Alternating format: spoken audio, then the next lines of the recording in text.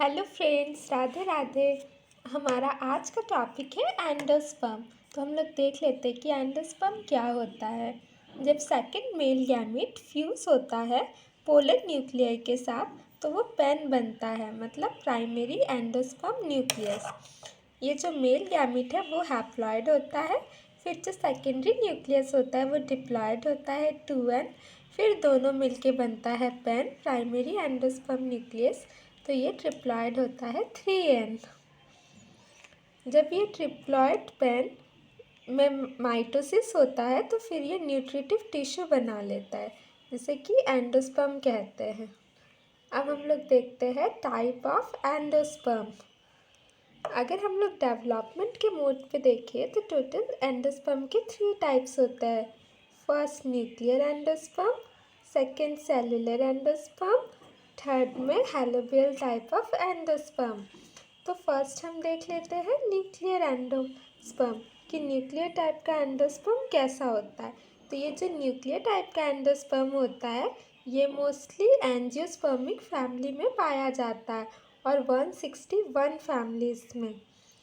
फिर यहाँ ये है हमारा यहाँ का डायग्राम। इसमें लिखा हुआ क्या है कि ये जो पेन है हमारा प्राइमरी एंडोस्पर्म न्यूक्लियस, ये रिपीटेडली डिवाइड होता है माइटोटिकली बिना सेल वॉल फॉर्मेशन के, ताकि बहुत सारा न्यूक्ली प्रोड्यूस हो सके। जैसे कि हम यहाँ देख सकते हैं कि ये हमारा पेन है, फिर यहाँ पे बहुत सारे ग्रीन कलर के न्यूक्लियस बन गए हैं और बीच में एक ये रेड कलर का सेंट्रल वैक्यूल बना है जो कि न्यूक्लियस को पेरीफेरी की तरफ पुश करता है। और फिर बाद में ये सब में जो न्यूक्लियस है इसमें इसमें वॉल बन जाता है, तो मल्टी सेलुलर एंडोस्पर्म फॉर्म हो गए।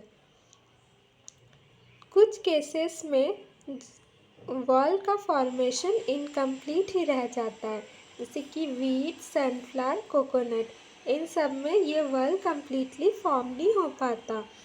अब हम लोग जानते हैं कोकोनट के बारे में। कोकोनट में तो मल्टी सेलुलर एंडोस्पर्म होता है उसके आउटर पार्ट में, और फ्री न्यूक्लियर और वैक्यूलेटेड एंडोस्पर्म होता है उसके सेंटर में। तो ये था हमारा न्यूक्लियर टाइप ऑफ एंडोस्पर्म। अब हम लोग देखते हैं हमारा सेकेंड टाइप जो कि है सेलुलर टाइप ऑफ एंडोस्पर्म। कुछ प्लांट्स में जो डिप्लॉयड एंडोस्पर्मिक न्यूक्लियस है उनका डिवीज़न तुरंत ही हो जाता है, उसमें वॉल भी फॉर्म हो जाते हैं। जैसे कि एंडोस्पर्म सेलुलर है स्टार्टिंग से ही।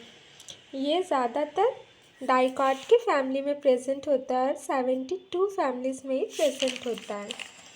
तो ये रहा इसका एग्जाम्पल्स, पेटूनिया, बाल्सम, एडोक्सा, एक्सेट्रा। तो ये हमारा पेन है, पहले ये ऐसे 2 पार्ट्स में डिवाइड हुआ, फिर और डिवाइड हुआ, फिर इसमें वॉल बन गई। इसमें देखिए स्टार्टिंग से ही वॉल बनते जा रहा है सब में। तो ये था सेलुलर टाइप ऑफ एंडोस्पर्म। अब देखते हैं हमारा third and last type of helobial type of endosperm. ये मोनोकोटिलेडन्स में पाया जाता है और ऑर्डर्स हैलोबियल्स में। इसमें जो फर्स्ट पेन का डिवीज़न होता है वो ट्रांसवर्स वॉल से होता है, जिसमें कि वॉल अनइक्वली डिवाइड होता है। जैसे कि एक पेन है, इसमें अनइक्वली वॉल डिवाइड हुआ, जो माइक्रोपाइलर सेल है वो बड़ा हो जाता है और जो चैलेंजल एल है वो छोटा हो जाता है।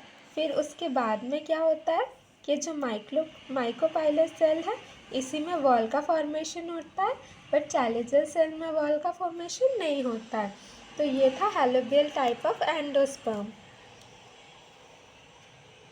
इसका एग्जाम्पल है हेस्फोडेलस। ओके गाइज, आज के लिए बस इतना ही। Thank you.